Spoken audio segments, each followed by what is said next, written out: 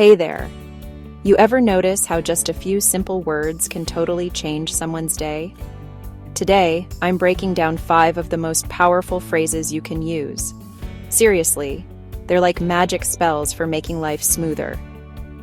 First up, thank you. I know, it sounds basic, but when you say it, really mean it, you're letting someone know you see their effort. Whether it's your friend passing the salt or a stranger holding the door, a genuine thank you goes a long way. Next, you're welcome. Don't just mumble it, own it. When someone thanks you, saying you're welcome shows you appreciated the interaction too. It keeps the good vibes going. Number 3, excuse me. This one's a lifesaver, especially in crowded places. Need to get by? Accidentally bump into someone? Excuse me is your golden ticket to being polite instead of awkward. Number 4, please. Never underestimate the power of this word. It turns a demand into a request, and people are way more likely to help you out when you ask nicely. Try it next time you need a favor.